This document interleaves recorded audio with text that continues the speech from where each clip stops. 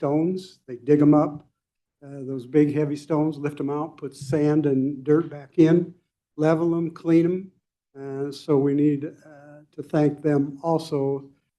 But I did want to highlight Debbie and her contribution, and we'll continue to work on maintaining these stones because of the limited budget. We have to get outside resources. And we've asked in the next budget cycle the board has for a part-time person because they never kept names until the last year or so of the relatives. And a lot of them are obviously gone, and they're gone besides their relative or their parents or whatever that was buried there. But we need somebody to research these names so we can send out a letter every year. Fremont Monument or Fremont Cemetery does. They send a letter out every year asking for $25, $50 to maintain these stones. But we're just starting to gather names. But if we could research some of these and send letters out to the relatives that might be local and ask them for a donation, that would help us to preserve these stones. So I'll give the check to Jody. And again, thanks to the Durham Foundation for the money. Thank you. Thank you.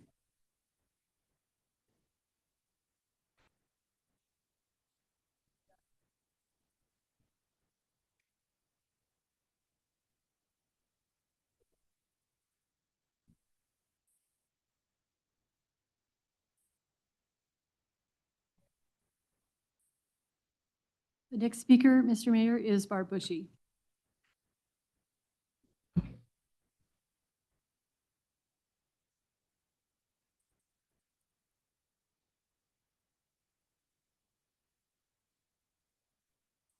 Hi, Barb Bushy, 2037 East First. I want to talk about leadership. I was never in the military myself, but I did do family readiness, family support, so I have a lot of experience with what it takes to run establishments. This is going to be a compliment to our staff that took care of us during this power outage. Leadership, the leader needs to be able to have people that he can delegate. In this case, Jeff Shanahan, thank you. Dan Carlson, I don't know if he's here. We had a lot of others that I don't know about. None of us will. There's things, so many things that went on behind the scenes that people don't have a clue. But anyway, you know, in the Army, you've got your first sergeants, you've got lieutenants, you've got platoon sergeants. That's what your staff is like. I came, chain of command is really something that's very important. Each of these persons were responsible for countless tasks, and they did them excellently. Many behind the scenes to accomplish such dire needs to our city. The last Thursday, I had a blood drive that I was working. 10 minutes before it was to start, boom, the power went out. Okay, so I called the DU. They referred me to Jennifer McDuffie. I brought down the sandwiches and the snacks and stuff. I had no idea whatsoever what was involved, the magnitude of this. When my other volunteer and I pulled up, the trucks that were out here, I walked in and the men were there, and it almost made me cry because I'm thinking, you know, oh my God, you know, this is, it's more than what I realized. Going, here I go, don't get me going.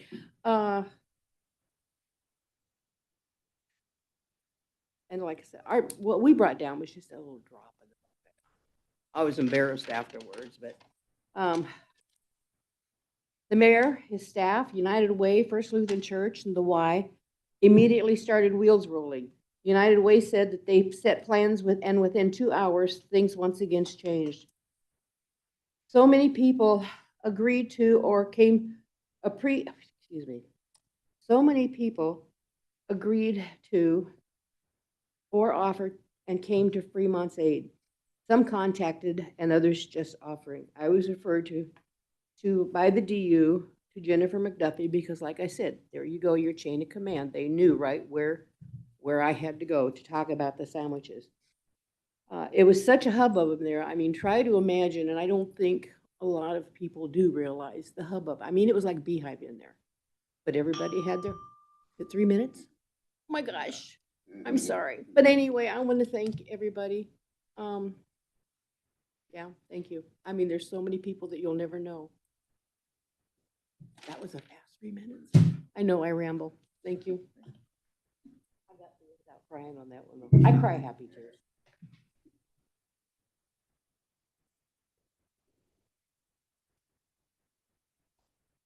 Mr. Mayor, our next speaker is Sherry Beam Calloway.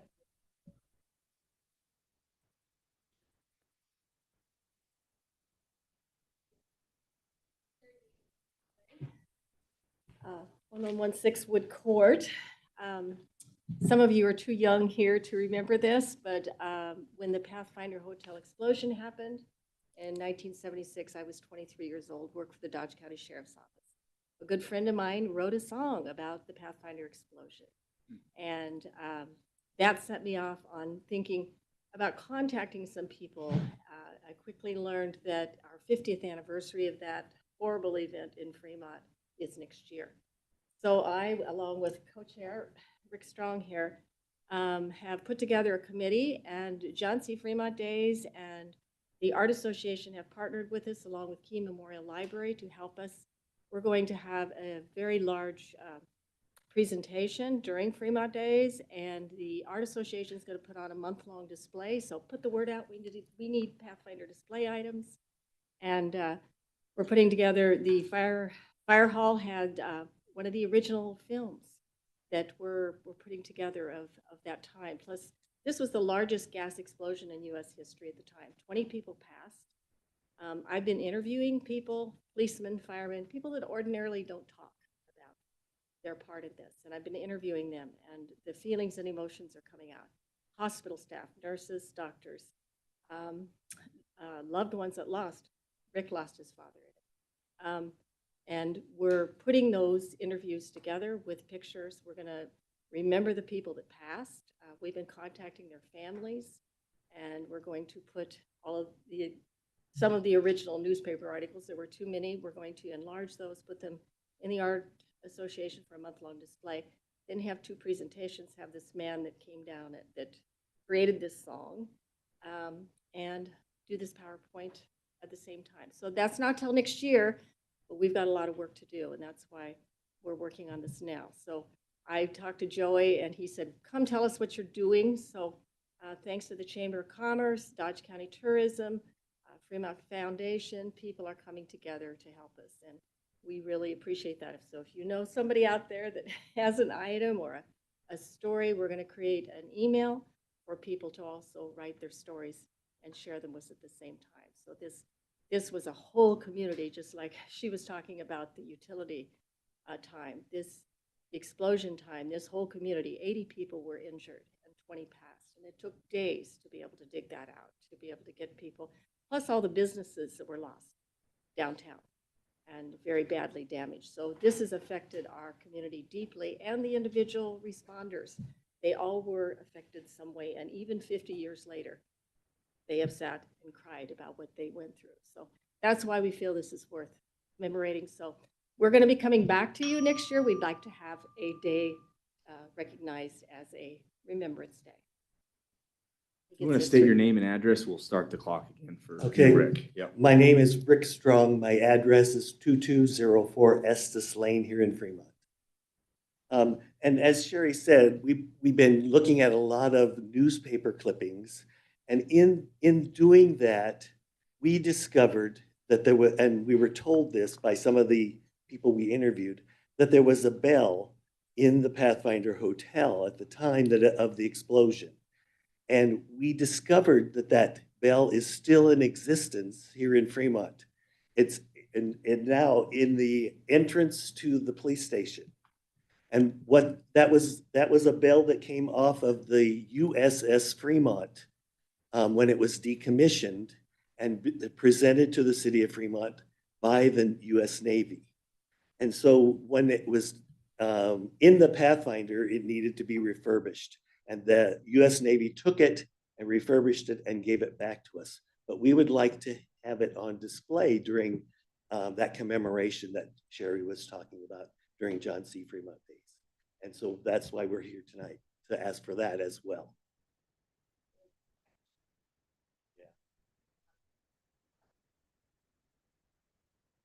Art Peters. So we need your permission to, it's not that big or heavy. We want to move it to the Art Association for a month for the display, so. One thing we're asking. So Yeah. thank you. Thank you. Thank you.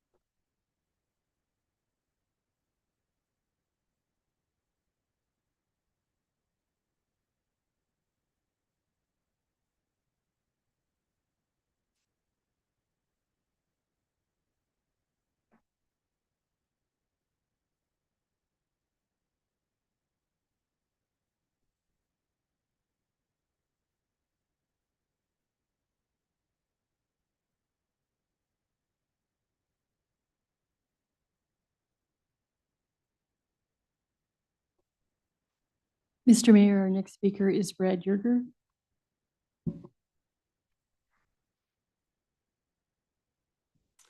Mayor and Council, Brad Yerger, 2318 East Fifth Street. Wanted to just discuss a little bit about the city's real estate purchases, transactions, and the status of same. I haven't seen anything yet for public consumption relative to the completion of the police department land that is being purchased from Riverbank. I know that Riverbank has essentially concluded all of the necessary items on their side of the equation, other than for the signing of the contract with the city to purchase the land.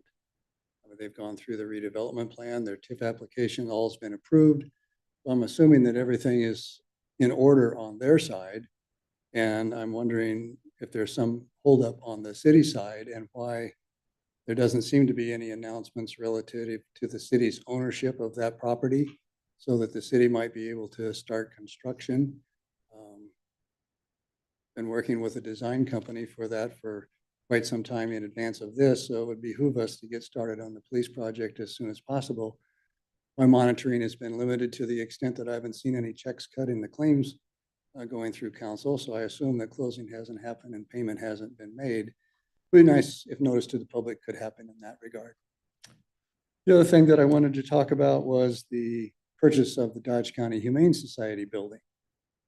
And now that that building is owned by the city, the contract with Forever Home for sheltering will be coming up for renewal or replacement in at least the May timeframe. So within a month or two, I'm assuming that the city bought that building with the intention that whoever holds the sheltering contract for the city would use that facility. So my concern is, does that facility need to have any renovations, repairs, or anything to make it usable for any client that would step into usage of that? That's not been on your agenda as yet.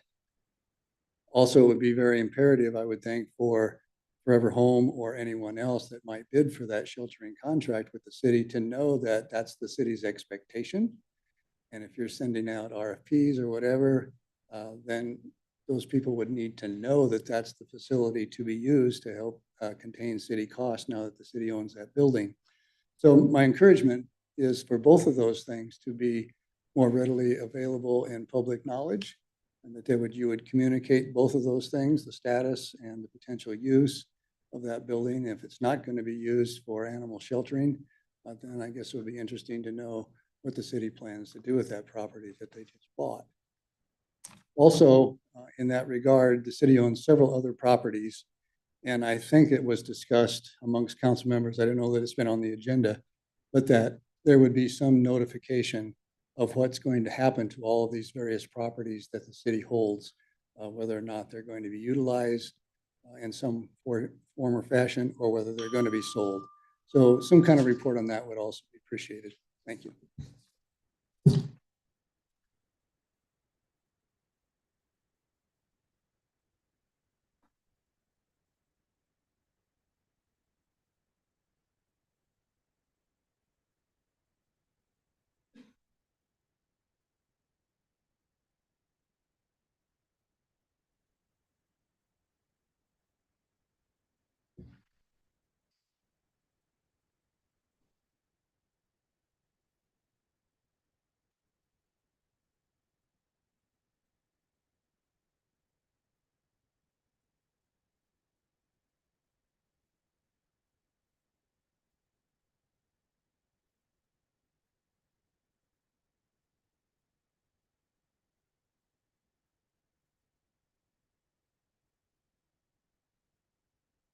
Okay, the time is 7 o'clock. That will conclude open public comment, and we'll start with the Pledge of Allegiance.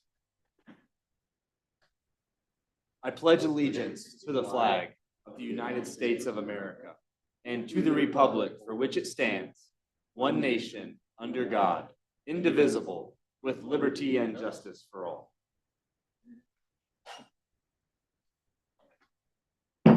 Go ahead and open up the Community Development Agency meeting and call it to order. Again, the time is 7 o'clock. The Opens Meeting Act is posted on the back wall next to the agendas. This time we'll have roll call for the Community Development Agency meeting. 7 members are present, Mayor. Okay, item 1 under public hearing is resolution 2025-002, authorizing the mayor to sign the First Amendment to the Holstone Farms redevelopment agreement. At this time, we'll have staff report. Thank you, Mr. Chairman, members of the CDA, Travis Jaycott, City Attorney. This is an amendment to the redevelopment agreement with Holstone that was proposed by Holstone. They're claiming that there were construction issues and delays that were caused a few years ago, necessitating them to push their final completion date forward 3 years. The way this will work is the effective date for each phase is where they start the clock on that 15-year period. So each phase is its own TIF indebtedness that you'll see the next item on the agenda is for the TIF note for phase 1. So this amendment would push back the final effective date that they have 3 years. And I don't see any issues with the request, so I'll take any questions. Any questions for our legal? Yeah, Councilman Jensen. Yeah, I just have a quick question about the TIF. I think when Holstone first came here, our TIF was under a 10-year service. It changed to 15 years, and I guess I'm not real sure why they need the 3 if they were good with the 10, and now it's going to 15 years. I think this was initially, the redevelopment agreement was passed in 2015, but they didn't, there hasn't been a phase completed until, as we'll see right now. I'm not sure about the 10 years, but what's that? Yeah. In the agreements that I've seen, it's been 15 years. They did come in during that time where the law changed for the substantially blighted areas where they could have a little bit more time. They're not asking for any of that. We haven't had to redo any blight studies. Yep. Thank you. Are there any other questions for our city legal? Okay, I'll now open the public hearing on this item. Seeing no comments, I'll close the public hearing. Are there any additional comments from council? Councilman Vaughn, If none, motion to approve. Councilman Sukram, I'll second. cast your votes. That motion carries 7-0, Mayor. Item 2 is resolution 2025-003, authorizing issuance of a TIF note phase 1 for the Holstone Farms redevelopment project in the amount of $2,615,000. Thank you, Mr. Chairman. This is regarding that same project. As I mentioned, this is the completion of phase 1 that they're indicating, and they're asking for the TIF note to be issued. And their amount that we're using under this note, which was the amount estimated back when the redevelopment agreement was entered into. So there hasn't been any increase to that maximum amount. So I'll take any questions. Questions for our city attorney? Councilman Von Baron. Yeah, Travis, we talked a little bit about this, and I'm still trying to get my mind wrapped around dates because of the 9 phases.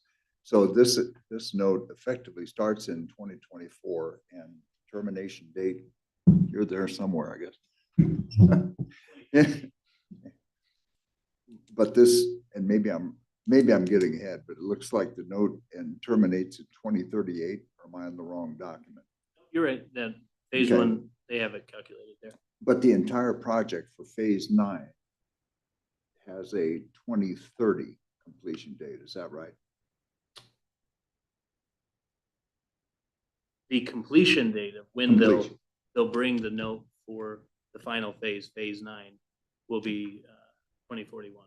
So potentially we could, if it's not completed until 2030, we could be seeing notes extending out to up to 2045. Is that correct?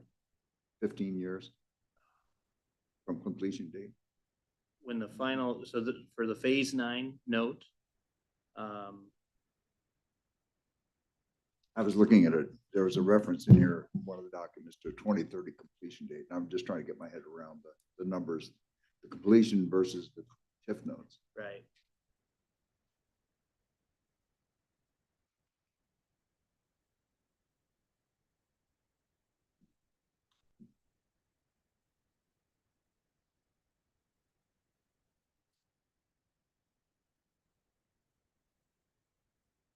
So the phase 9 note, the 15-year period would end in about 2045. Okay, fine. Thank you. Councilman Horner? Yeah, just a general question, and I asked it earlier, and Travis, you and I talked about it a little bit, but I was just hoping someone might be able to give me a little more clarity. You know, if you look back, and I get exactly where it is in here, but there's a table that's kind of showing all the values, but there's also a table showing the calculations. I believe when this was done, the levy was around 2.04 something, and now it's about 1.55.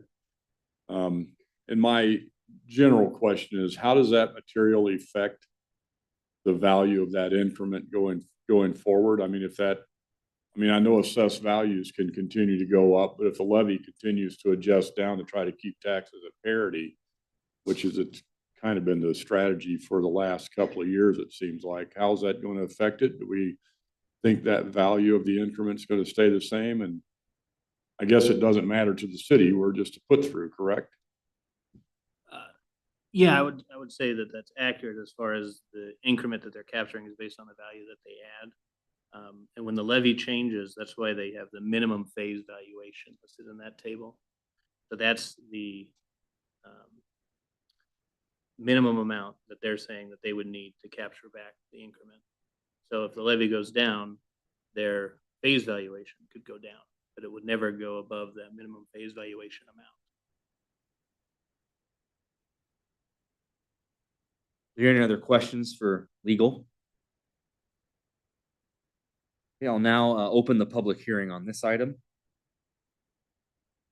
I'll close the public hearing. Are there any additional comments from council? Councilman Sukram. If there aren't any, I'll make a motion on resolution 2025-003. Councilman Horner. I'll second it. Cast your votes. Motion carries 7-0, Mayor. And now item 3 is resolution 2025-007, approving the consent to pledge and collateral assignment of the TIF notes for Jaeger Hospitality LLC. I'm busier than usual this week, but this is another TIF item that only relates to transferring who has the right to receive under the note that we've already issued. So Jaeger Hospitality has asked that we agree to their assignment of the right to receive those funds to their lender, which is the Farmers and Merchants Bank of Ashland. So all we're doing is writing the check to another entity. I'll answer any questions. Questions for legal? I'll now open the public hearing. Now close the public hearing. Are there any additional comments? If there are none, I would take a motion. Councilman Horner. I will make the motion that we approve resolution 2025-007, approving the consent to pledge and collateral assignment of TIF notes.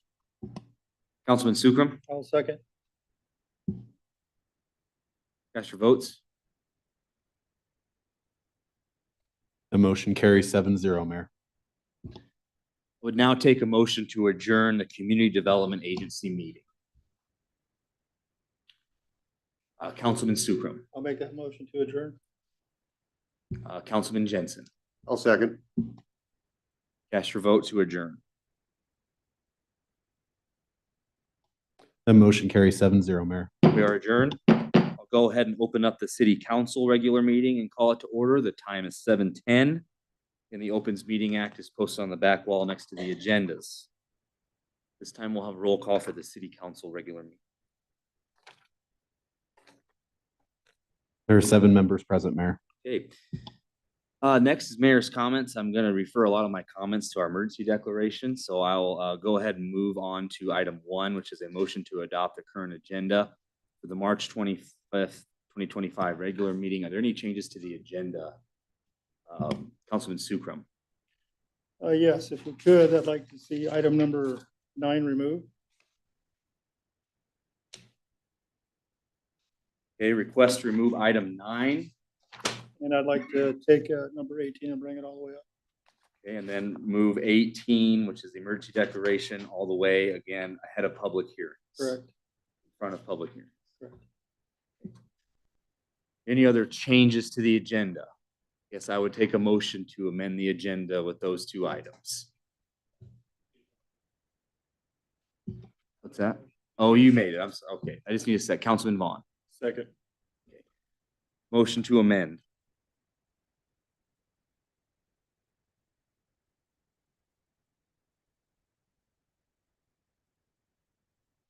That motion carries 7-0, Mayor.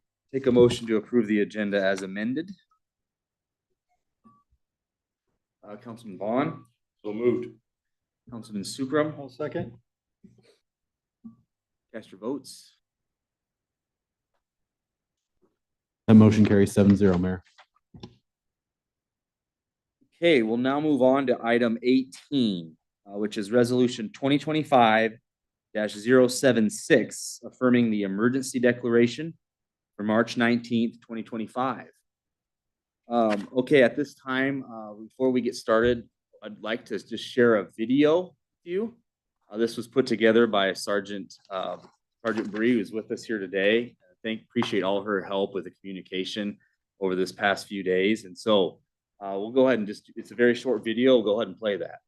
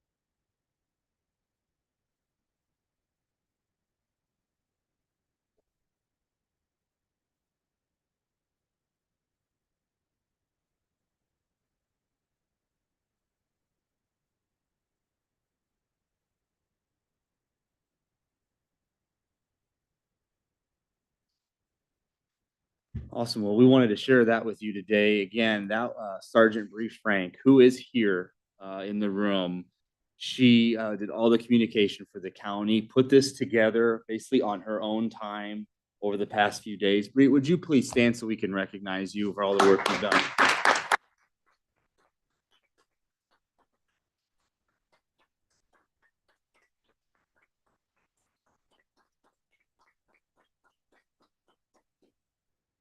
What's that? Yeah, please do. Please do. Yes. I just wanted to thank everybody in our major, what we try to do is get as much information as possible to the public. And we didn't realize that, well, we did realize we were prepared, but when there's no power, there's no TVs, there's no things like that. So the radio was a godsend to be able to get just information to people with battery powered radios and emergency weather radios. And then all of our partners that were able to just get information to people that were stranded in their homes or not able to get out and do those things. So, and also every citizen in the state of Nebraska came out and helped all of their neighbors. And that's what makes Dodge County great, is the neighbors helping neighbors. And we could never, ever thank everybody by name. So we just want to really, really thank everybody for everything that they did over the storm. And by no means is that all inclusive. It was just a really short put together thing so that if they're not from here, I had a comment that someone said, oh, wow, I didn't notice or I didn't know about the other devastation, you know, around the town. So we wanted to just highlight all of that everybody was working through. So thank you guys. Thank you very much. Thank you.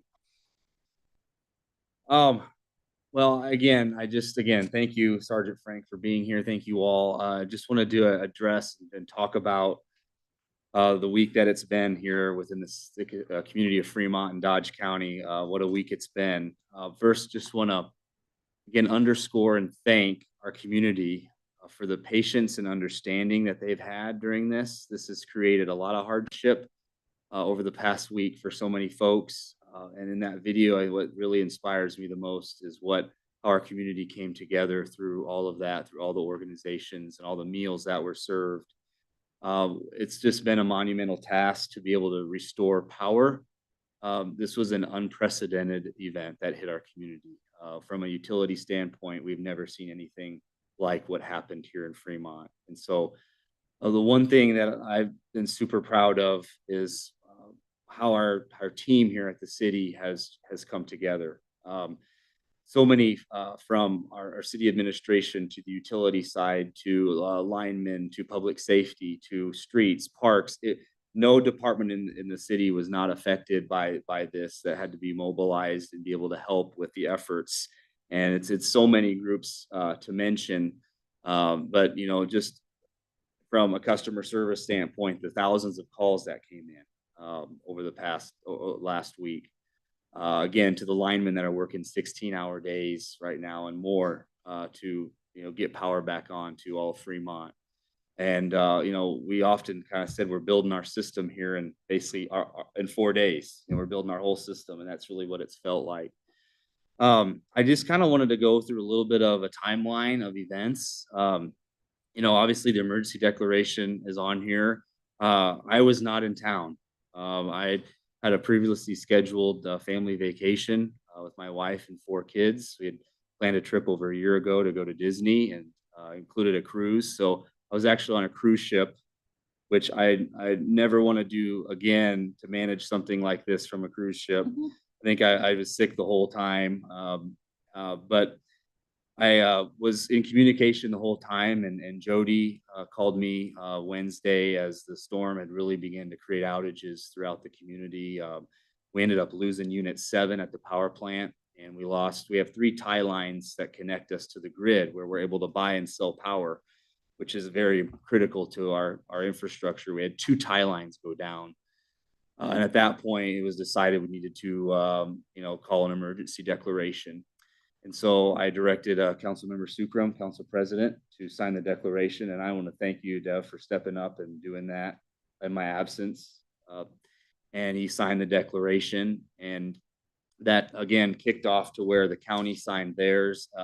Governor Pillen also has an emergency declaration through the state. Now we are again waiting on the federal government and the president and FEMA to sign. Again, we believe that there's enough damage and to be able to have that emergency declaration from the federal side. So that was what happened on Wednesday. And as Wednesday went along, the conditions here began to continue to deteriorate. We were losing power to more folks. And then we got to Thursday, and on Thursday, we ended up losing Unit 8 out at the power plant, which that's the whole community saw the steam that rose from the power plant. That was a natural, that was supposed to happen in our response to our last tie line, which is the Elkhorn Valley tie line, basically went out of service. So at that moment, we had no generation, and we had no tie line connection to the grid coming into the community, and we had a community-wide blackout. And that was, again, that afternoon. On that Thursday, I led a call with our emergency operations team, which included the county, the city, public safety, the schools, Three Rivers. I'm going to miss somebody here, but we got a group together. We started a call at 1 o'clock to assess the emergency at that point and begin to plan for the emergency. At that point, we didn't know when we were going to be able to get that tie line served into the community or Unit 8 on. So we were planning for power to be out for a considerable amount of time. We're very grateful that OPPD and crews with the city were able to get our Elkhorn Valley tie line connected to where we could, again, access the grid, be able to bring power back into the community. And that Thursday night, we saw many folks, again, get power that night. And that was really good news at that point in this timeline.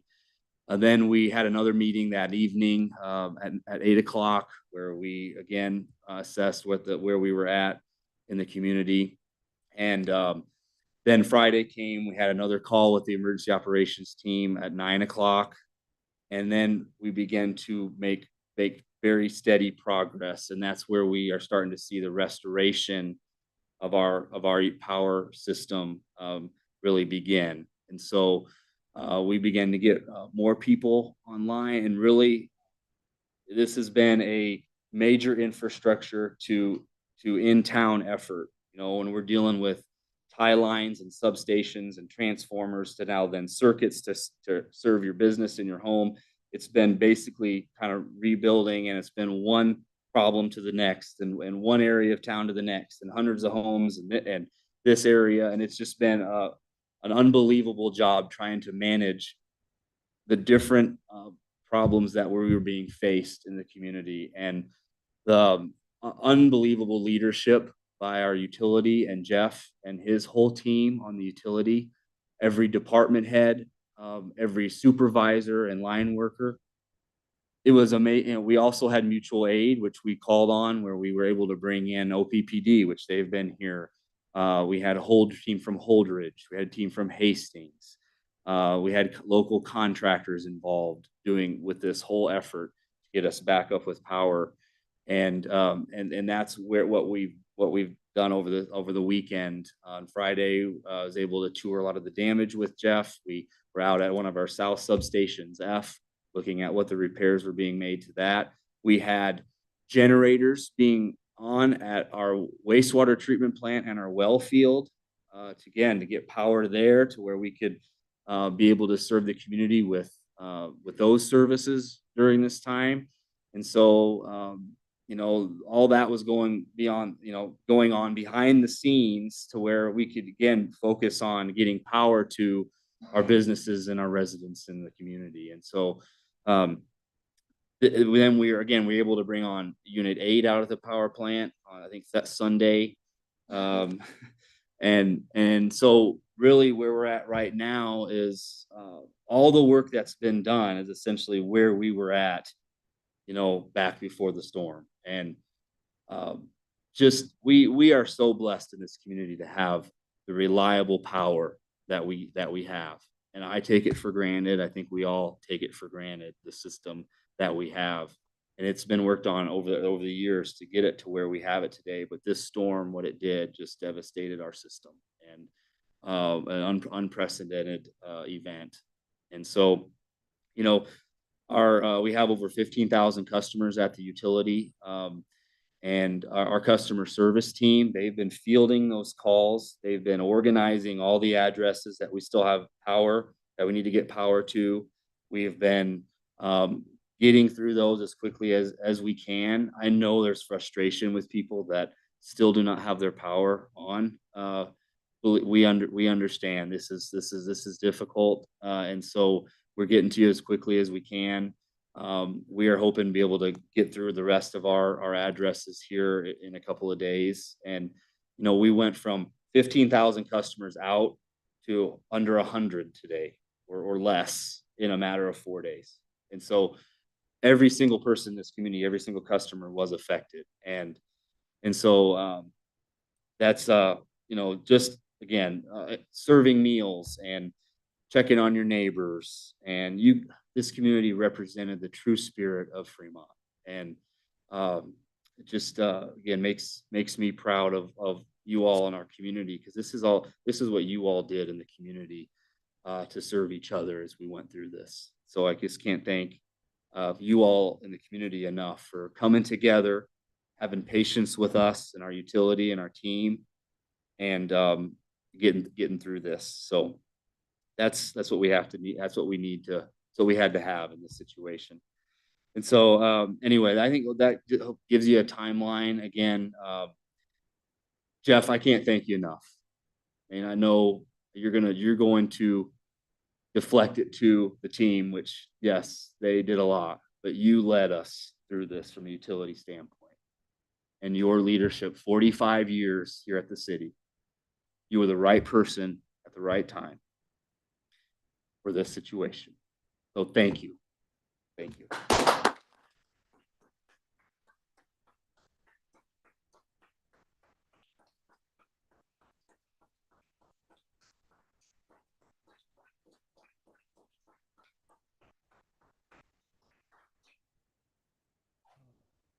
I know you didn't like that. I'm sorry.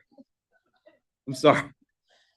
So that concludes my comments. Jeff, I'd just like to turn it over to you if you'd like to add anything to that, and maybe where we're at right now or update. So Be happy to take any questions, but the mayor had it about right.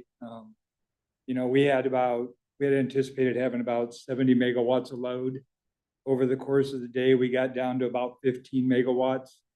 Well, we can't get our units that low. So then we were pushing out power. So anytime you're pushing out power and you only got one tie line, you just can't get the unit down if that tie line opens. And so that created the event of venting the steam. Nobody was hurt. It's basically a safety valve. So that's what happens when you start dropping load, tipping over speeds, vents the steam off, tries to catch the load. Couldn't do it. Generator went offline. We had a blackout. The damage on the tie lines was just huge chunks of ice. As it was melting that day, because we had so much thaw, it was coming down in great big chunks coming across the transmission lines, tripped them out. I mean, they were the size of 5 foot, 12 by 12s coming down on the ground. And they were fortunate that it didn't do damage to the tie line that would have required additional time to get repaired. So that was very fortunate. But yeah, the crews have been awesome. Everybody's been great. So we're real thrilled about it. And I think we're going to be pretty close here in the next day or two to get everybody online. So I'll be taking any questions. I also just want to say quickly, when it comes to communication, I mean, all the communication that went out, I just can't thank the city team and the county team. We were trying to focus everything, coordinated effort through our Facebook page with the city, the county's page, through the radio, getting press releases out, getting information out as quickly as we could.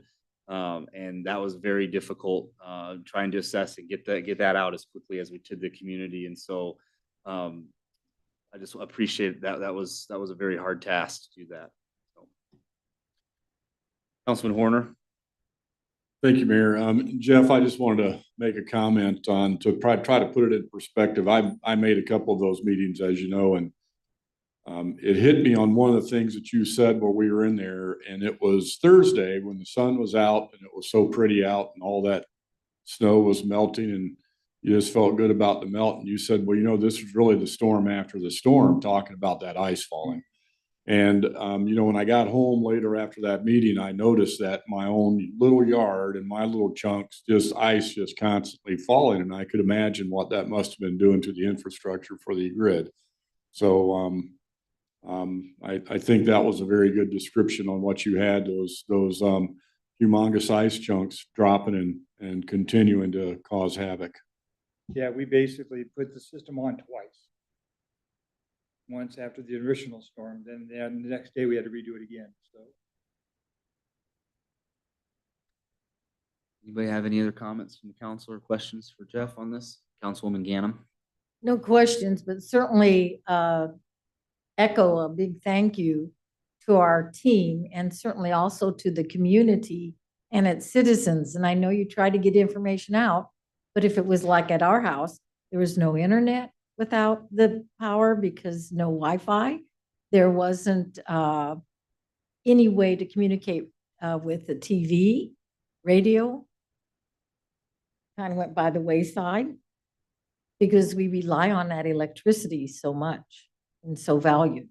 So thank you to the community for certainly their sacrifices and struggling through as well. So thank you. There was some questions, thank you, Sally. There was some questions about the water. The water never had an issue. We had water pressure the entire time. Our emergency systems turned on properly and they ran the entire time. Councilman Von Baron? And not so much a question, just a couple of things. I think one of the other, Jeff, obviously, thank you. But the other thing is always good to see at a time like this is neighbors bailing each other out. That's if there has to be a dim positive among all the negatives, that might be one of them. It's just people pulling together to help the elderly, people that truly need help. A couple of things that really struck me, and again, Jeff, this isn't directly for you, but thoughts for a city. I don't know how you manage information when the power's out. That's almost impossible. But I think the big thing with information is people didn't know necessarily when to listen, where to watch, Facebook, webpage. So there was just a lot of confusion on how do I get an update. I don't know how you manage that. Power outage, that's a whole different thing. If we had another 2019 flood, that's probably something we'd want to think about is how do we centralize, give people a point source. The other thing, it made me, having a daughter who's totally depending for everything she does on electricity, it became a real challenge for us because she has to be able to charge her chair and those kinds of things. But there are a lot of other people in that same boat. One of the options, could we look at something like turning, for example, the auditorium, Christensen Field, if we had some large auxiliary generators, turning those at least into warming centers where people could at least come in and sit down. It would just take some auxiliary power. Again, not necessarily within your domain, Jeff. But I think something we ought to look at it as a city, probably a way of at least letting people notify if they're handicapped, stranded in their homes. Can we do just a lot of little odds and ends you don't think of in normal everyday life? On average, it was very well handled. But I think there are a few key lessons here we could take a lesson from, just fine tune for the future. Thanks. Yeah, we were really focused in the emergency management meetings.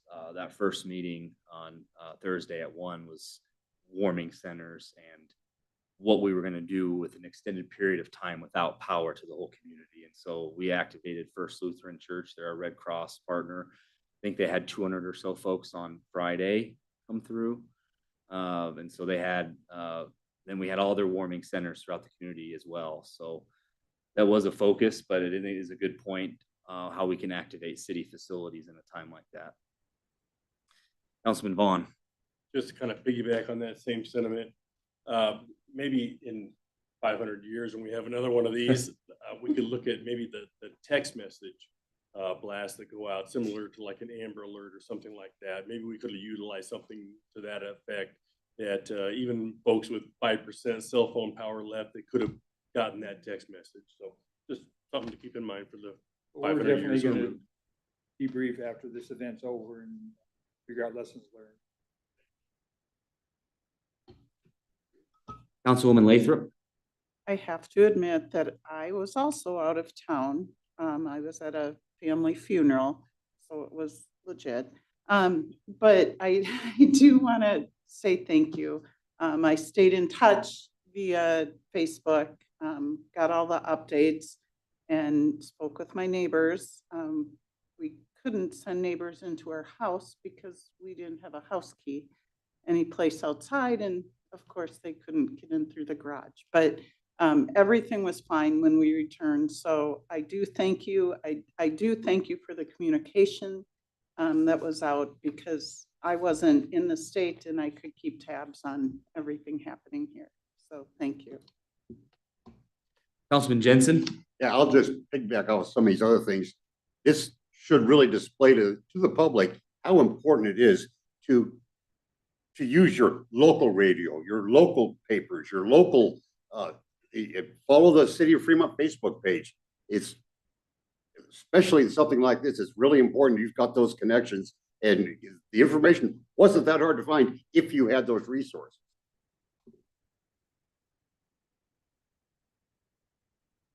Any other comments or questions?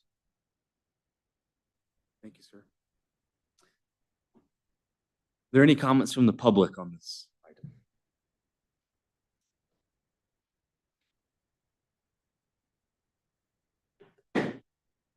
Brad Yerger, 2318 East Fifth Street. I won't use much of my time to express gratitude and thanks to DU workers and everyone that restored our community, including those in the community that offered their assistance as well. So thank you for the report on all of what was actually going on. I think that's very helpful. And for those that will watch this meeting, they'll get a better flavor of what was going on in the city. I just wanted to comment on a couple of things that have been brought up by council members now, because they were things that I wanted to mention. You've already come up with them with regards to where do we go from here and how do we prepare and utilize this experience in the future. And I heard that some of the things with regards to the warming stations and facilities that were open because they had power. I'm sure the police department, the fire department, now I hear the waste treatment plant, and it looks like you maybe opened up the church. So they must have had power, or maybe they have a generator of their own. I guess I'm not sure. But as a part of what you look at going forward, that was going to be one of my pleas, is that there be more of those facilities available, publicized regularly, not just at the time of emergency, so that people know what areas in the community will have restorative power immediately because they're self-generated, whether that is Christensen Field or the auditorium, or we're going to put things into churches. And if those are on private property, how will some of those things get funded if, in fact, we expect our churches to step up, but they don't have that generator backup today?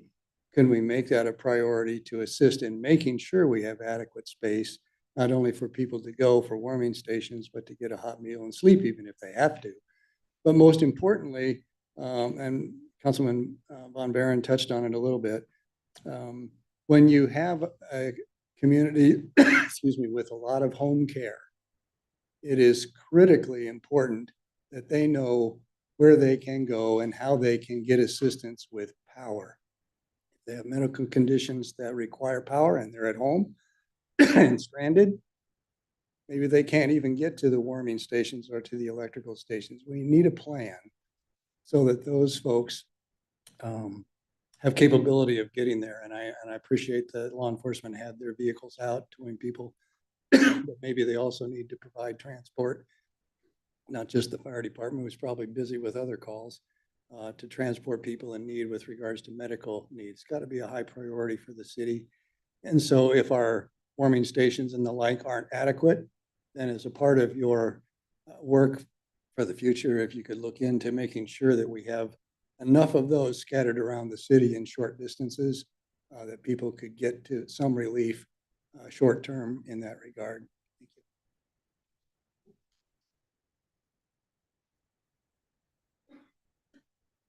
Are there any other comments from the public on this? All right, any additional comments from council on the affirming the emergency declaration of March 19th, 2025? Councilman Sukram. If there's no more comments, I'll make a motion on resolution 2025-076. Councilman Jensen. And I will second. Cast your votes. That motion carries 7-0, Mayor.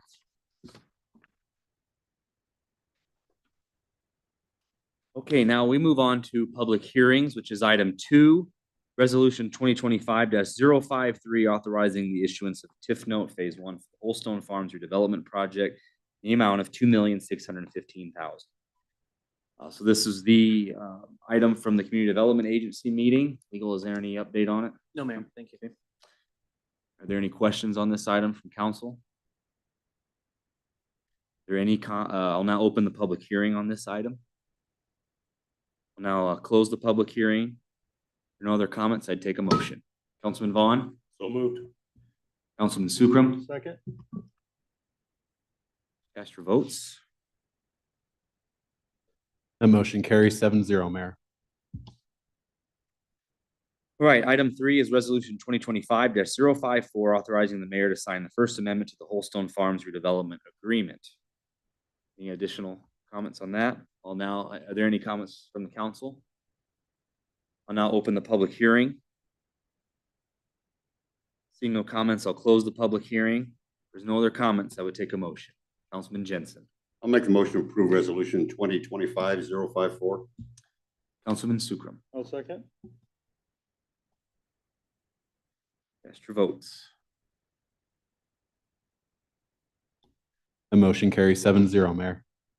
Now moving on to the consent agenda. All items in the consent agenda are considered to be routine by the city council, will be enacted by one motion. There will be no separate discussion of these items unless a council member or a citizen so requests, in which event the item will be removed from the consent agenda and considered separately.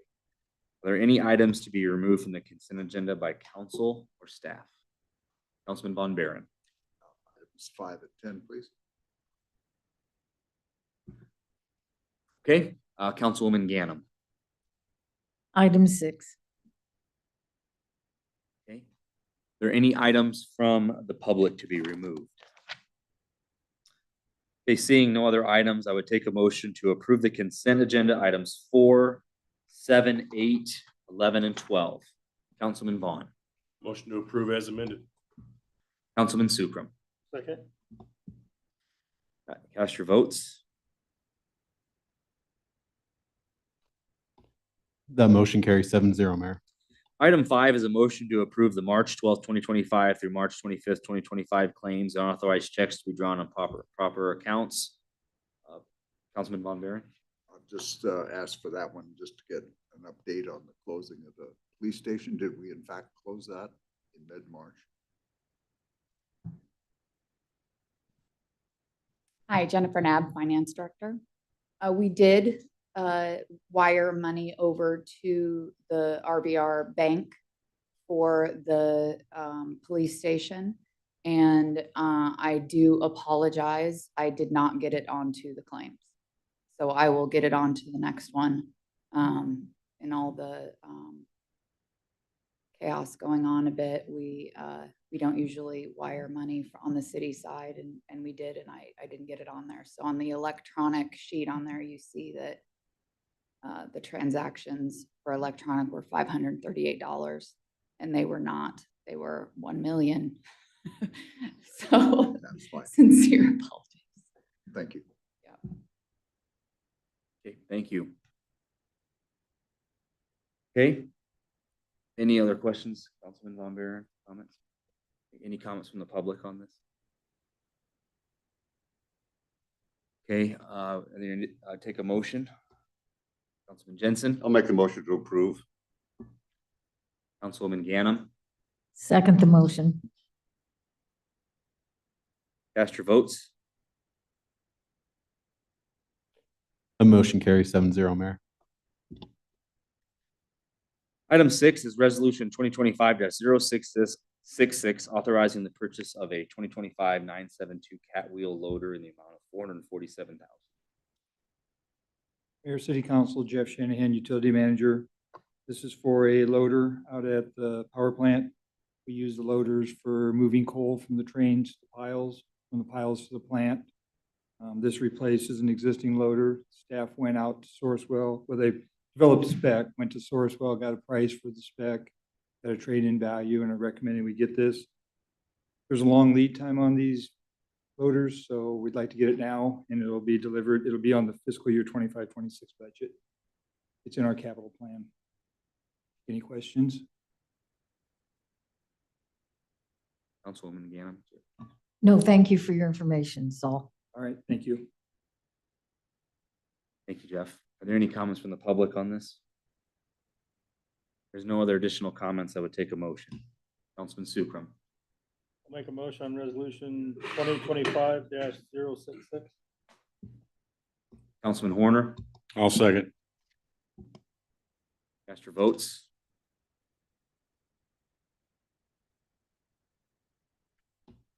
That motion carries 7-0, Mayor. Item 10 is resolution 2025-072, awarding the contract for substation transformer project to Virginia Transformer Company for corporation in the amount of $1,837,338.73. What's that? 9 was removed from the agenda. Yep. You go ahead. Ready? Yep. This is for a transformer for one of our substations. This is going to be placed at substation A, the one right behind the power plant. Transformer T1 out there, it's 61 years old. We've been noticing high temperatures under load. We've had some dissolved gas issues with it. So we'd like to get it replaced as soon as possible. These transformers, don't get them right away. So we'd like to place an order for this one and get it replaced. We plan on running the existing transformer through the summer. But if approved, this one will be available and we'll have it online next summer to change out. Happy to take any questions. Councilman Von Baeren. No, there was no particular question. I think it's pretty straightforward, Jeff. It's just looking at the total agenda. If you look at all the items on the entire agenda, we're something like $4 million in spending or approving. Since this was close to half of it, I thought it would just be good to have a couple of brief comments. Thank you. Thank you. Are there any comments from the public on this item? If there's no other additional comments from council, I would take a motion. Councilman Horner.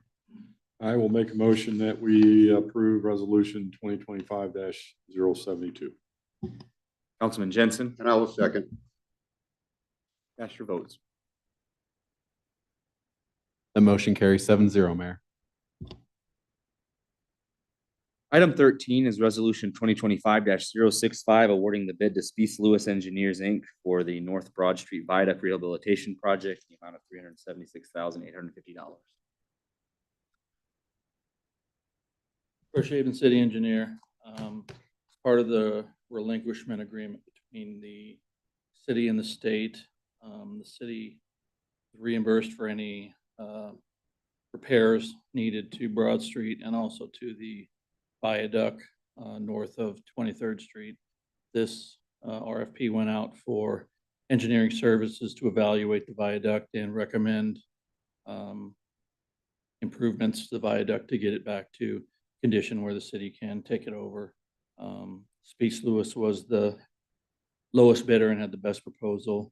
They were the engineers on the Bell Street Viaduct, which I know took a long time, but that was not a reflection on Speece Lewis. That was due to conditions in the bridge that we were unaware of before we started. So even with the extended timeline of the Bell Street Viaduct, Speece Lewis, I think, did a very good job on that. So we're recommending awarding the engineering to Speece Lewis for the evaluation of that North Viaduct in the amount of $376,850. Can take any questions. Thank you, Troy. Councilman Warner. Thank you, Mayor. Troy, thanks for that. When I saw this one, I of course thought of the Bell Street Viaduct as well too.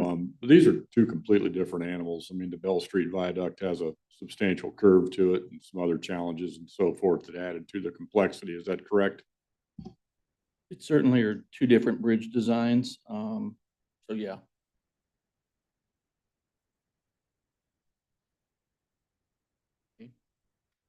Any other questions? Council? See any? Thank you, Troy. there any comments from the public on this item? Seeing no comments, or any additional comments from council? If there are none, I'd take a motion. Councilman Jensen. If there's no additional comments, I'll make the motion to approve resolution 2025-065. Councilman Sukram. I'll second. Cast your votes.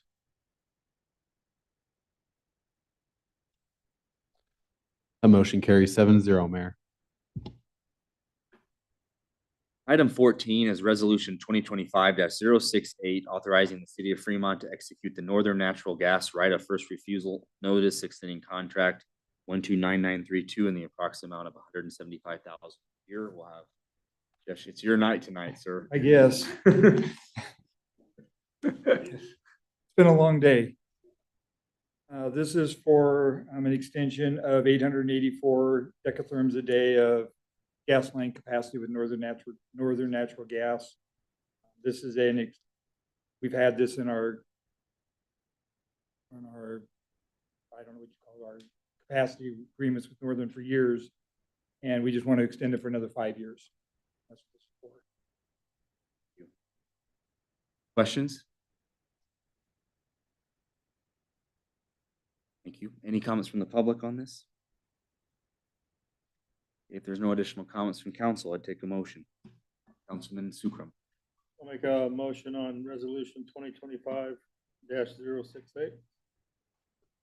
Okay, Councilman Horner. I'll second. Cast your votes. Motion carries 7-0, Mayor. Item 15 is resolution 2025-071, authorizing the mayor to sign a change order with Sadler Electric in the amount of $81,976.73.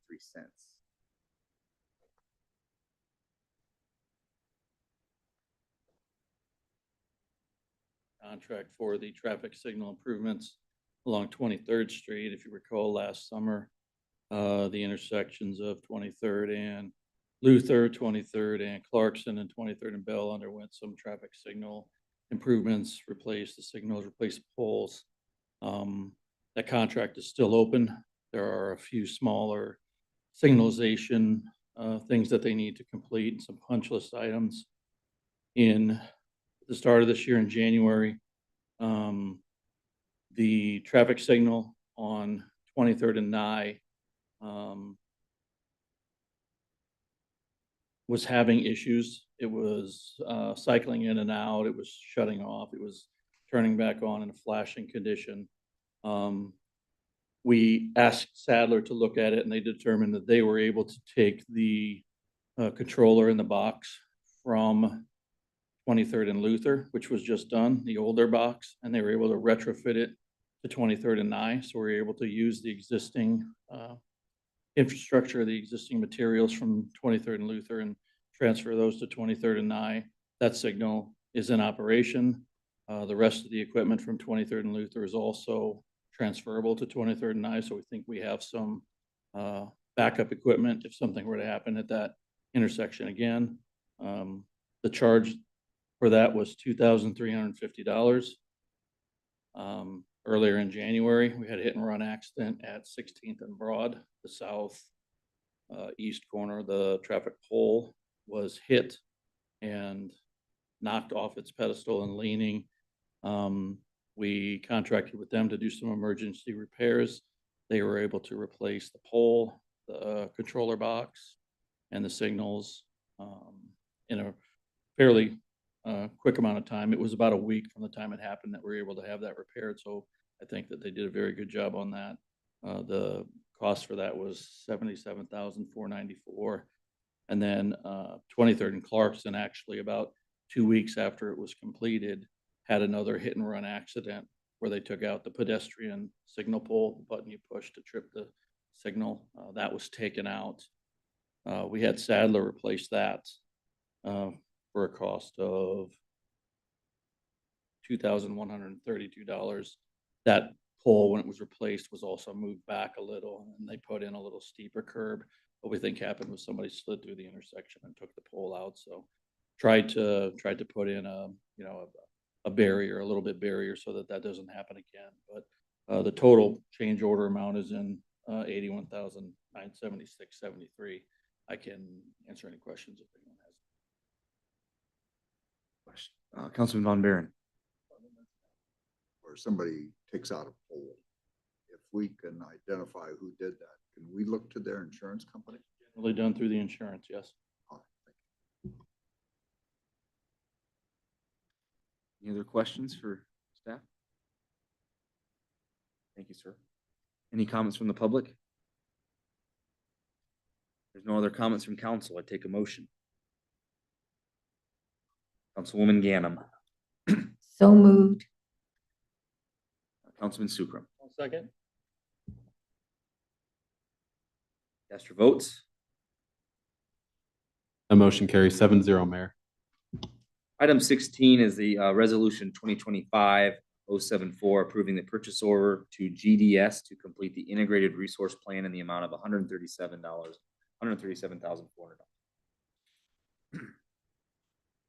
Mayor, City Council, Jeff Shanahan, General Manager, Utilities. GDS did the integrated resource plan for us a couple years ago, and that looked at where we would be based on the current conditions with an outlook of a certain amount of growth. Since that integrated resource plan is done, Southwest Power Pool has come up with some new requirements on how you manage your resources and your loads. When we looked at the integrated resource plan originally, the load capacity or the capacity margin was 13%. So if you had a load of 100 megawatts, you had to have 113 megawatts of accredited capacity. With all the storms that rolled through and with units not responding when called on and having issues in the winter versus the summer, they've changed those capacity margins, or they're going to be changing going forward. To the winter or the summer will be 17% and the winter will be 36%. So we didn't have a winter capacity in the before, so now we have a 36% capacity factor in the winter. In addition to that, they've discovered that when people put units into the market for generation, they don't always respond how they're supposed to. So they've put some performance-based accreditation also onto the generators, which derates your units based on the amount of hours you've been out for forced outages or scheduled outages, whether you have a firm fuel supply or whether you have interruptible fuel supply. Many different variables come in there. So our units have been derated and our capacity margins have increased for how much we have to serve load. So it gets both on the load side and the generation side. So we sat down with GDS, who did the integrated resource plan, developed a scope of work to look at what it's going to take to meet the requirements and allow Fremont to grow. In addition to, if we brought on a substantial load, what that looks like from a generation standpoint. So we developed that scope of work, got a price from GDS. I reached out to another couple companies that I've worked with many times before. Because GDS already has all of the information that we already did for the integrated resource plan, they didn't really feel a need to have us reinvent that and send it to them. So we're requesting that we go with GDS to do this I call it an update of our integrated resource plan, but kind of a first phase of a generation study for what Fremont's going to look like from a generation standpoint, moving forward with these new requirements that we're going to have to try to meet. So we're requesting that we go with GDS. This could go many different angles as we go through the study. We might determine that gas is the way we want to go. We might determine that it's diesel fuel. So it may change a little bit in the scope of work as we move through the study and see what we have for available resources for fuel. I've already reached out to Northern Natural Gas to see what it's going to take to increase the capacity on their pipeline. And then we would have to look at increasing the capacity on our pipeline, just so that I had that information before we go to GDS and start analyzing what we can do for fuel supplies for some types of units to come online. Be happy to take any questions. Questions? Thank you, sir. Comments from the public on this item? No additional comments from council. I take a motion. Councilman Sukram. I'll make a motion on resolution 2025-074. Councilman Vaughn, I will second. cast your votes.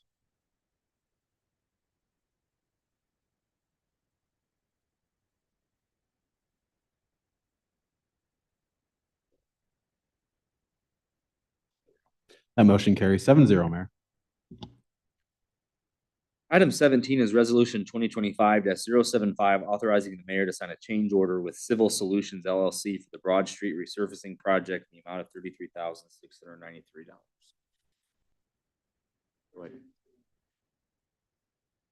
Solutions is the engineer that's currently working on the Broad Street overlay plans.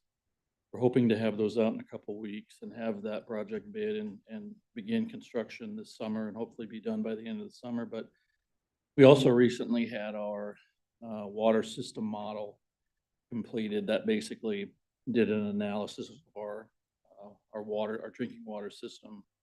And it made some recommendations about improvements that could be made. I'll call them low-hanging fruit. In Broad Street, there is a section of water main from about 19th to 21st Street. It's 8-inch water main, and then it reduces to a 4-inch water main. And then 2 blocks later, it expands back to an 8-inch water main. Changing that 4-inch to an 8-inch gives us a lot of pressure increase on the west side of town. It'll help a lot of the areas towards Nye, Summers as you move west. So since Broad Street was going to be under construction anyway and possibly closed, we asked the engineer for a proposal to add that water main engineering to the project so that it could all be done during the same time. The number they came back with was $33,693, which I think is actually a pretty good price. It involves designing the water main, rerouting the water main for 2 blocks. There's additional survey, additional work that the engineers do, add additional pages to the plan set, specifications, details. It does not change the schedule of the project though. So we're recommending the change order for $33,693 to Civil Solutions to add the water improvements to the Broad Street plans. I can answer any questions. Questions for staff on this? Councilman Jensen. No real question, just, yeah, kudos for even thinking about it. I mean, if it's street's gonna be down anyway, you might as well do both things at once instead of, and then stuff like that was that mean you have to tear up your new concrete again or new asphalt. This makes perfect sense to me. Something we try to do with every project is when we know there's gonna be a street up, all the utilities and storm sewer and everything, we try to at least look and do evaluations and make sure that if something needs to be replaced, we do it while it's up. Any other questions for staff? Any comments from the public on this item? There's no other comments from council. I'd take a motion. Councilman Jensen. I'll make the motion to approve resolution 2025-075. Councilman Horner. I'll second. Cast your votes. That motion carries 7-0, Mayor. Okay, now moving on to item 19 is resolution 2025-078, authorizing the return of grant funds to the Debbie Durham Foundation. Jody Sanders with this report. Good evening, Mr. Mayor, members of council. Jody Sanders, City Administrator. This is authorizing the return of a foundation grant that the council received back in November of 2023. The hope was that we could get the archways that had been put into the plan by the Business Improvement District #1 at 6th and Main Military and Main, and then at 6th and Broad Street as well. During that time, we had some changeover in city personnel as well as some issues getting work product back out of a contractor. And the foundation has requested the funds back. I've included the letter that was received from the Debbie Durham Family Foundation, where she indicates an interest in providing these funds back when we're ready to implement the project. So at this time, I'm just asking for permission to return those funds as has been requested. Take any questions. Any questions? Councilman Vaughn. No question, just a comment. I understand what we're doing here. Hopefully we can see this come to fruition. I think those would be really awesome to see in our downtown area.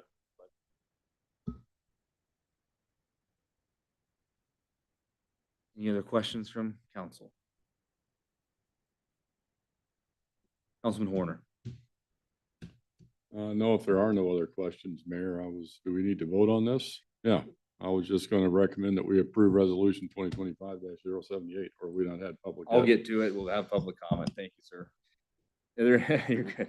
We'll now open up public comment on this item. See no comments. There is a motion on the floor from Councilman Horner, Councilman Jensen. And I will second. Cast your votes. The motion carries 7-0, Mayor. Item 20 is ordinance 5710 for approval of the government salary ordinance amended. And again, there's a consider to request to suspend rules and move to final reading. Good evening, Mayor and City Council. Jennifer McDuffie, Director of Human Resources. At the last meeting, you had approved ordinance 5706, which was the city salary ordinance. Our intent in that, in our discussions, was that we were providing a 2.5% increase for AFSCME and non-union personnel.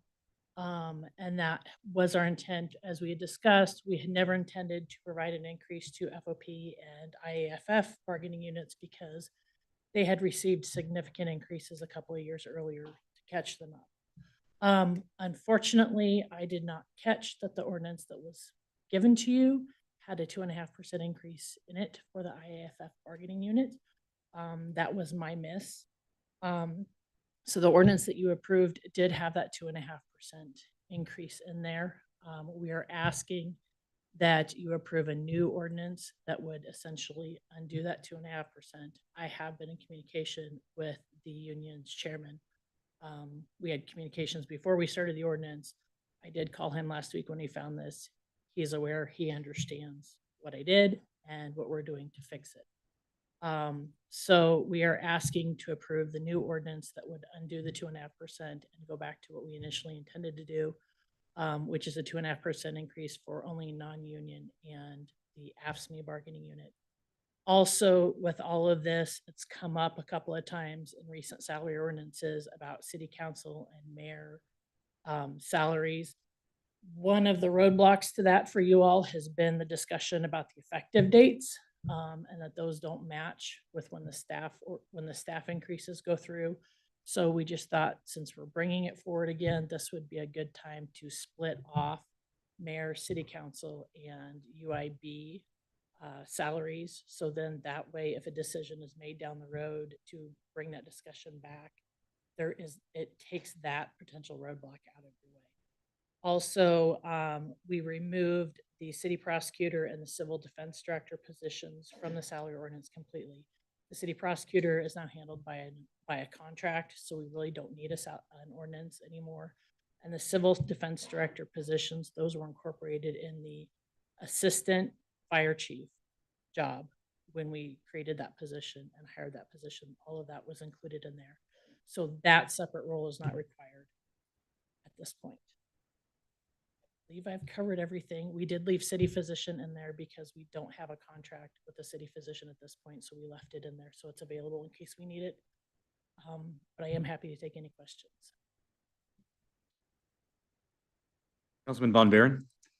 Jennifer, I think this came up in the past at one point, but the city has appointed and hired positions. The appointed positions, are those not all under contract? No, the only contracted positions are the utility general manager and the city administrator. Okay. Those are the only positions with an employment contract. And that's actually the reason for my question, because I think this came up once before, but we have those two positions under contract as well. And yet we also have them on a step system.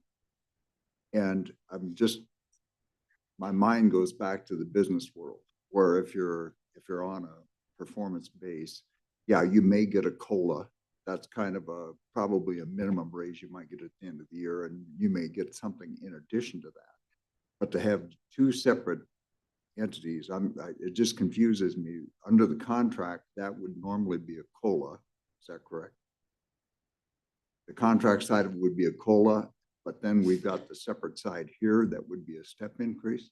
Am I understanding that correctly? So the way the contracts, without reading them That's verbatim, fine. it's been a little while since I read them. But I do believe that they say that, let me explain how it works for non-contract employees. That might help. So for non-contract employees, when they're hired at whatever step they're brought into, they usually have a probationary period. At the end of the probationary period, they're eligible for a merit increase, which would be move them up one of those steps. And then every year thereafter, they're eligible for another step increase. The COLA is handled separately typically, as a totally separate increase that doesn't match up timeline wise, because we have people that have merit increases due every week of the year. So for those contracted positions, when they have their performance evaluations, just like every other employee does, they are also eligible for merit increase, again, like everybody else, until they hit the top of their salary rate. So the COLA and the merit increase are handled separately for them as well. The contract just outlines that they are eligible for the merit increases just like every other employee. Okay, so even our hired employees, put it in those terms, are eligible for a COLA. Well, but they would be handled in the steps. Is that correct? The performance increase would be in the steps. The steps are merit increases. Merit increases, Yes. correct. Yeah. So, and that's where the confusion was coming in, because I think we addressed this sometime in the past. So, but when we're down to strictly contract employees, that's where my mind is tilting on this one. It seems illogical to me that you would have a contract employee that would also be eligible for a STEP program. Typically, contract employees, I think, most of the world are handled by incentives with base plus rather than just steps. I've seen it handled both ways in the private sector. So I have seen it handled both ways, that they could be. A lot of times, again, from what I've seen, those in the private sector, those individuals, you don't see too many contracted employees, but they would probably be eligible for some sort of bonus program, which we clearly could not do. Yeah. And So, that yeah. usually takes, with contract employees, the bonus program usually takes the place of the steps. So they become mutually exclusive. And that's what I was having trouble getting my hand around here, why we're eligible on both sides. I negotiated these contracts with Jeff and Jody, so my recollection is we kept in the salary ordinance, the steps, because as we were going out looking for these positions, we need to have a range as we were recruiting for the positions, and the steps were comparable with the other positions of like type. So that allowed us some room for negotiation in that. So and then whatever's my understanding was whatever's in the contract is what they're paid by that contract. So that's how I see that. So I want to belabor this, maybe my misunderstanding, but it just almost seems like there's a potential to double dip on both sides of this thing. And that's the reason for my question. Rather than being held to a contract, I understand that, for engineers and office staff and that kind of thing, though the steps make perfect sense. But when it comes to contract employees, that's where my mind is tilting. I'm not for sure I understand where the disconnect is. I can tell you the way the contracts are written today and the way the steps are set up, they're handled like every other employee. So they're not getting more increases than an office associate or a line worker or a power plant operator. They're handled the same way as all staff would. They're eligible for the same increases at the same timing that any other employee would. and that's in the contract. That The language way is the in way the it's written, excuse me, the way it's written in the contract follows the way it is for other employees. And I don't understand the contract right now. So that's fine. Thank you. Any other comments from council? Okay, are there any comments from the public on this item?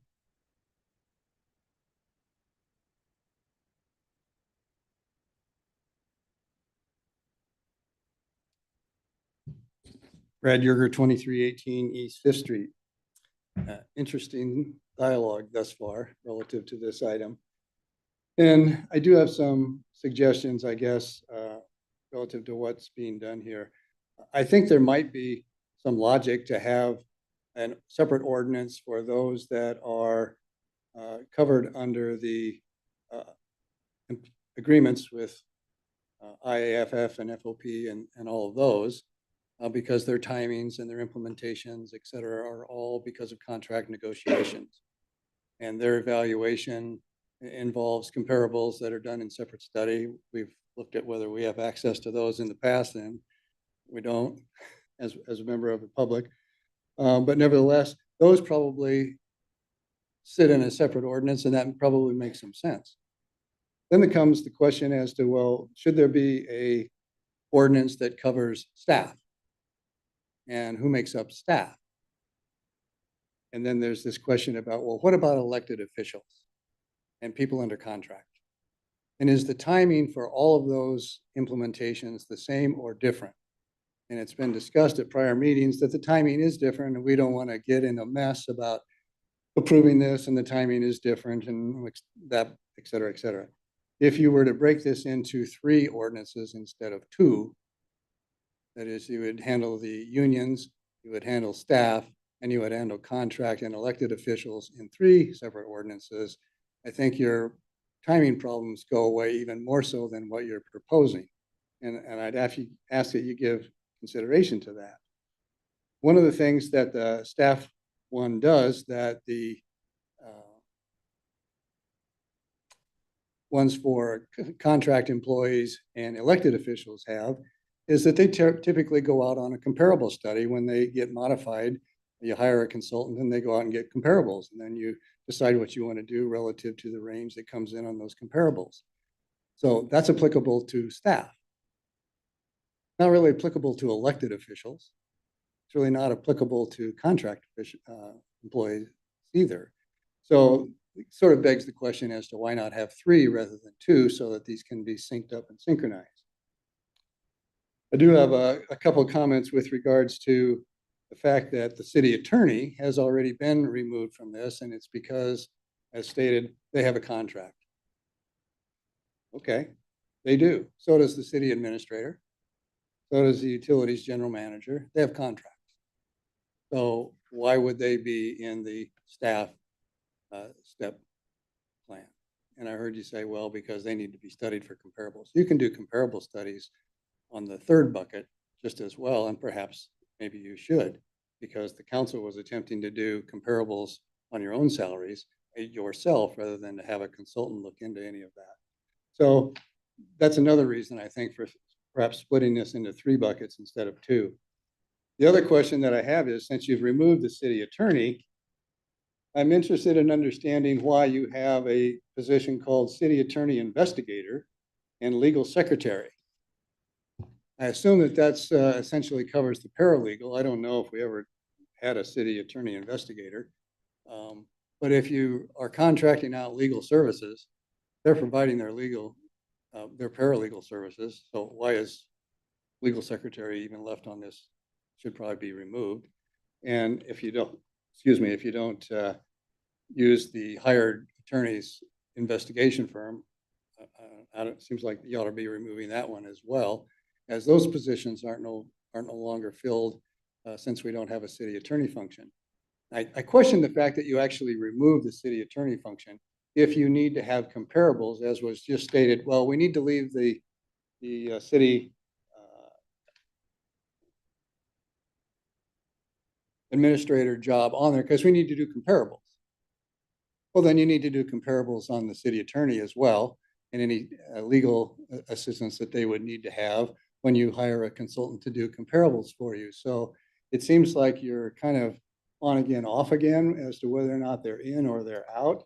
And I would suggest that at this juncture, since you've removed the contract employees, you should get rid of those other two functions in what you've got proposed for staff. And you should consider the three bucket approach relative to what you're attempting to do here.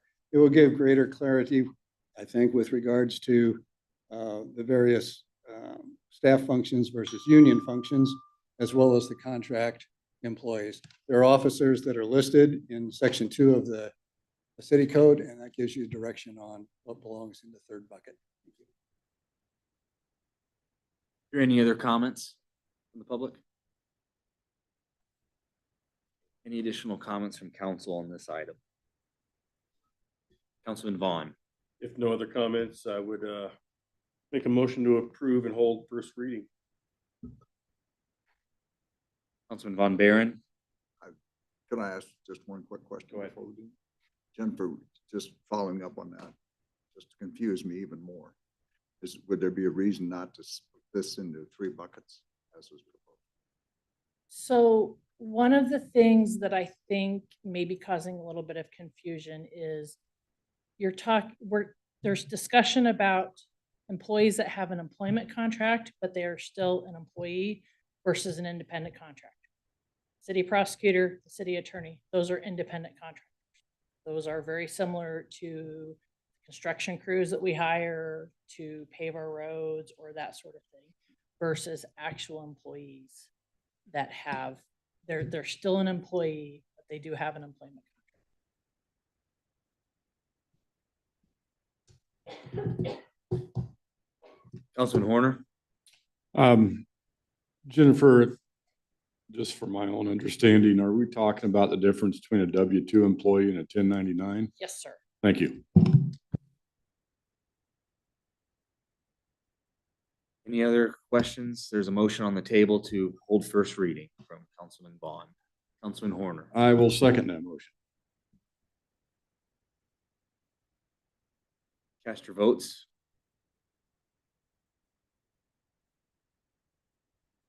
That motion carries 7-0, Mayor. Go ahead. Ordinance number 5710, an ordinance of the city of Fremont, Nebraska pertaining to pay plan for officers and employees, repealing ordinance number 5706 and all other ordinances and parts of ordinances in conflict herewith, providing for publication in pamphlet form and providing for an effective date. First read. There is a request to suspend rules and move to final reading.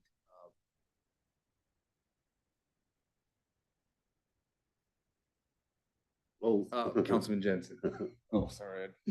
I'm used to that, knowing the okay. queue. I'm sorry. Yes, I'll make that motion to suspend the rules and move ordinance 5710 to the third and final reading at this time. Councilman Vaughn. I will second. Cast your votes. That motion carries 6-1, Mayor. Final reading.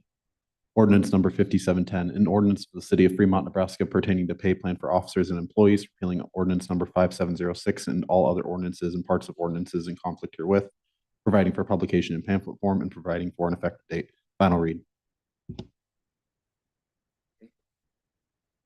Cast your final votes for ordinance.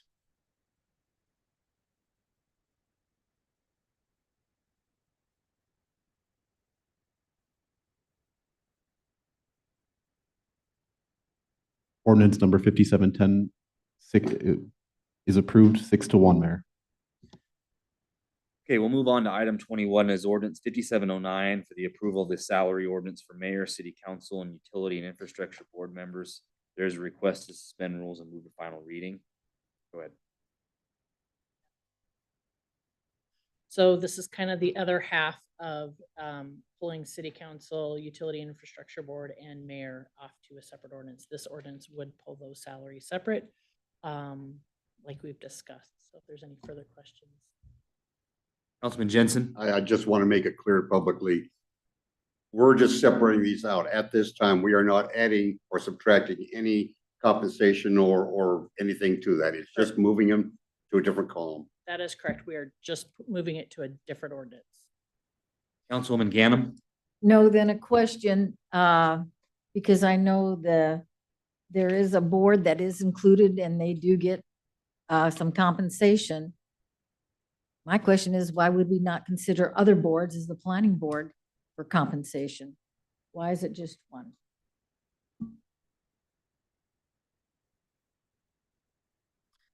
Yeah, My idea is, do we have room for discussion in the future about this before we make any decisions?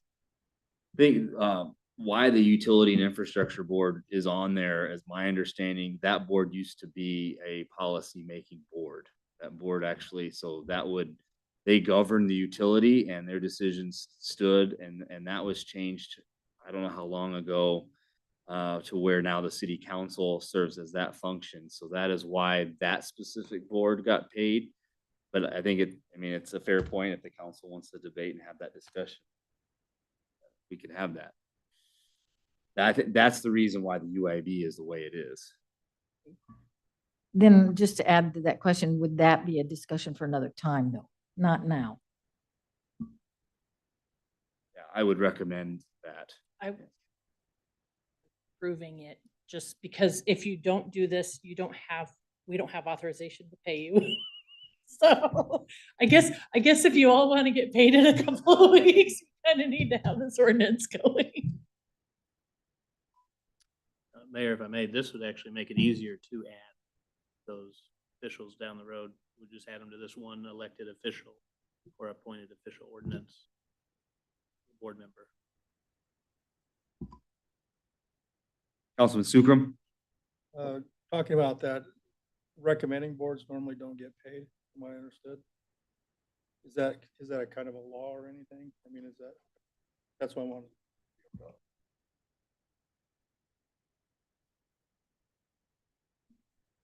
Okay, are there any other questions or comments from the council? Are there any comments from the public on this?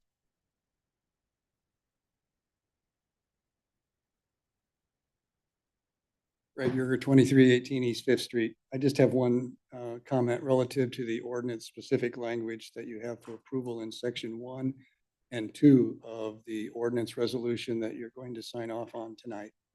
They seem kind of minor, but I think the wording should be amended. Both section 1 and section 2 refer to pay grades. That language comes from the ordinance that you have for staff and union, because they actually do have pay grades and they're defined on those schedules. For these individuals, council members, elected officials, and the mayor, and currently the UIB board, those really aren't pay grades. They're just salary. So I would recommend that you make some minor revision here by striking the words pay grades out of section 1 and section 2 in 2 places before you approve this tonight, so that you're just recognizing that these are the salaries paid, not that there are pay grades. Minor technicality perhaps, but would make your record keeping better. Thank you. Any other comments from the public? Okay, are there any additional comments from council? Councilwoman Ganem? No, I would make that, I would make a motion to accept what Mr. Yerger has proposed in making that word change from pay grades to salary. Councilman Jensen? I would just refer to legal. Do we have problems with the language the way it stands right now? No, I do not. Councilman Vaughn? In the interest of clarity, I will second Sally's motion. Okay. Cast your votes to make the amendment to the change of salary over pay grade.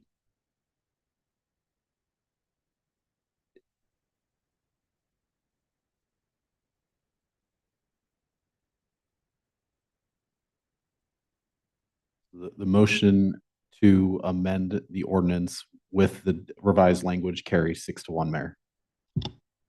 Okay. Then take a motion to approve the ordinance as amended and hold first reading. Councilwoman Ganem. So moved. Councilman Horner. Mayor, just for clarity, before we Yes. go forward, could we have that language read as it would be, so we know what we're voting for? Fair, yep, we can. Legal. The change would be under section 1, it would say mayor and utility and infrastructure board salaries shall be removed from the salary ordinance. And then section 2, it'll just say salaries. And that the following schedule of salaries shall be used. So replacing the term pay grade with salary. Okay. Then I'll second the motion. Okay, cast your votes. This would be, approve the motion as amended, ordinance as amended, and hold first reading.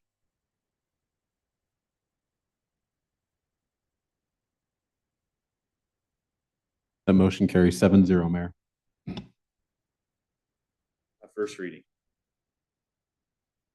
Ordinance number 5709, an ordinance of the city of Fremont, Nebraska pertaining to the salaries and pay plan for elected officials, repealing and replacing all other ordinances or part of ordinances in conflict with this ordinance, providing for severability and providing when this ordinance shall be in full force and effect. First read. Now there's a motion to, there's a request to suspend rules, move to final reading. Councilman Vaughn. So moved. Councilman Von Baron. Second. Cast your votes. The motion carries 7-0, Mayor. Final reading. And ordinance number 5709, an ordinance of the city of Fremont, Nebraska pertaining to the salaries and pay plan for elected officials, repealing and replacing all other ordinances or parts of ordinances in conflict with this ordinance, providing for severability and providing when this ordinance shall be in full force and effect. Final read. Cast your final vote. Ready here. You're a fast typer, I tell you. Ordinance number 5709 as amended is approved 7-0, Mayor. All right, and then finally, we have item 22, which is ordinance 5711 for approval of the purchase agreement of the city-owned property to Waterflex Software LLC, doing business as Waterflex. This would just be for first reading of this ordinance. Staff report. Good evening, Mr. Mayor, members of council, Jody Sanders, City Administrator. We had one small lot that was still available out at the Tech Park property. It is along 29th Street. I believe there's a map that includes the exact location of that. When Gordon McGee and Justin Hurst had reached out, the owners of Waterflex had reached out about LB 840. Part of that process was requesting, they were looking for property to purchase to move their operations here to the city of Fremont. And so they were interested in the parcel, those last parcel that we had that was available in terms of it has streets, water, everything that it needs there. And so it was listed as property that was available by GFDC when we were getting the certification for the economic development city. So we're moving forward as they're moving their operations from Nevada, Iowa to Fremont. I'll take any questions. Councilman Horner. Thank you, Jody. Just a question about, maybe this might be more for Travis. Just a question about item number 2 in the real estate purchase agreement, deed and title. In there, it's kind of reading like they're asking for a waive on any kind of levies, assessments that have already been levied or even would be levied. Am I reading that? Seems like a very generalized statement there, and I'm just wondering exactly what we're agreeing to on that one. Given that I know there's been some past concerns about such agreements at Tech Park. That's just saying we're conveying clean title when we sell it. So prior to closing, there will be no exceptions will be allowed in the title. But are there any special assessments that would be coming out there for any of the paving or any of the other infrastructure that's been done? We could do that after the fact. This is what we're conveying at the time. We're not waiving the ability to assess in the future. Okay. But We there have are- the right to assess in the future. Is that what you're saying? Yes. But there currently are no assessments against this property. It does point out as well, and I don't know that we mentioned this clearly, but one item that has been added to this is providing the warranty deed with a right of reversion, so that should, for some reason, the company decide that they did not want to move forward, for some reason they decided to back out. If they were unable to get their building built within a particular period of time, the property we would get, is it like right of, what was the term that you were using? Sorry. The right of reversion? Right. So basically that means that the property, we have the right to basically take the property back and they lose their escrow amount. If we would refund the rest of the money, but we would keep the escrow amount because they did not fulfill the terms of the contract. We did not have that on previous property. And there are still a couple of lots that were sold, but there's been no development on them. So kind of learned our lesson. And this was a piece that was added to this contract. And our intention is for properties moving forward, we would have this same clause in there. Councilman Von Baron? Just a global question. Do we anticipate more or any significant additional infrastructure development going into the tech park? That would depend on the council wishes, really. We don't, I think that there was conversation by previous councils that they didn't even want to consider any further development in the tech park area, meaning paving 32nd Street. There are two other north-south streets. One's it's like one block instead of two blocks. I believe that's Oxbow Circle, and then Buckingham, I think, is the one that comes up north that would tie into 32nd Street if it was there. It would be something that would be showing up on your upcoming 1 and 6 report, that whether or not we wanted to go through with that. That would be something that we talk about, I think, in the, I shouldn't say I think, I know we'll talk about it as part of the budgeting process with council, what council's wishes are related to that. Well, and the reason I mentioned that is that this lot appears to be appraised in line with the assessor, which seems fair, but depending on how you calculate it, we're selling it for probably a third to a half of what we have in it. So it's just, I think it would be good, any future discussions, to take those into consideration before we commit to any more development. Thank you. Absolutely. Okay, are there any other questions or comments from the council? Any comments from the public on this item?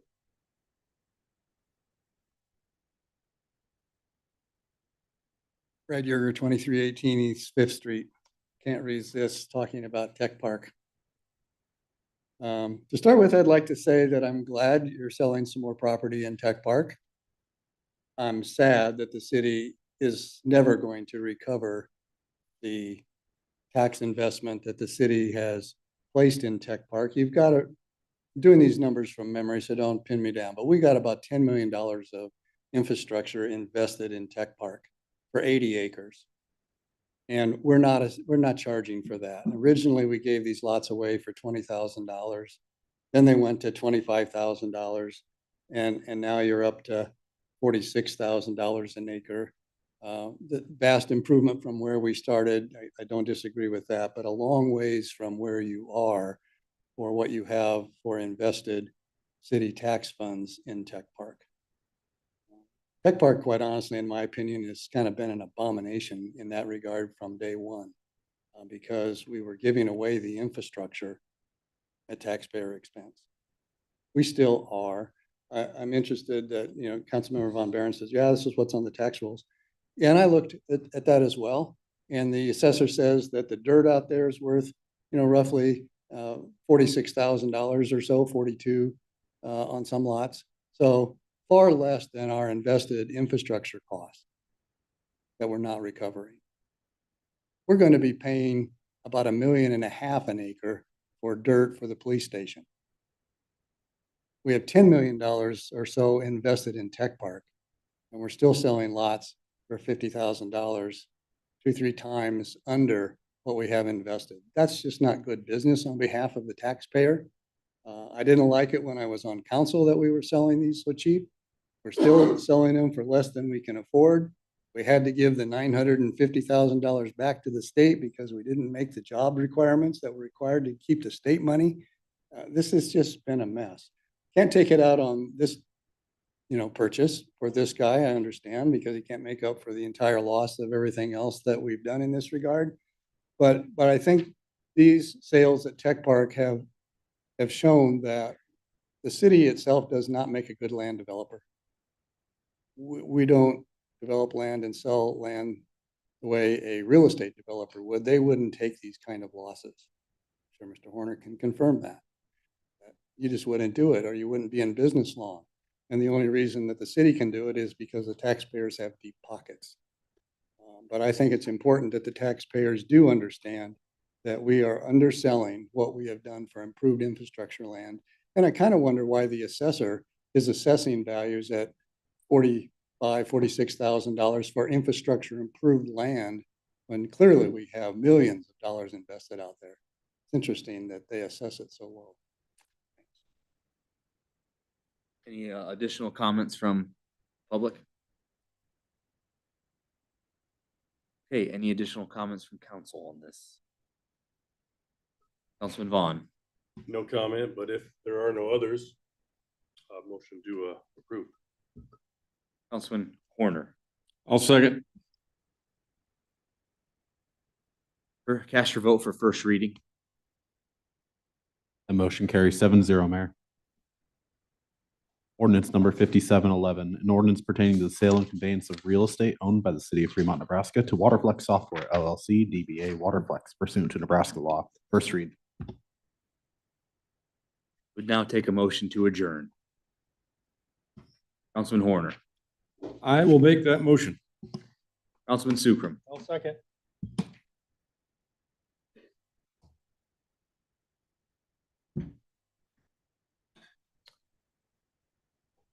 Motion to adjourn carries 7-0, Mayor. We are adjourned. Have a good night, everybody. Thank you, sir. Good job.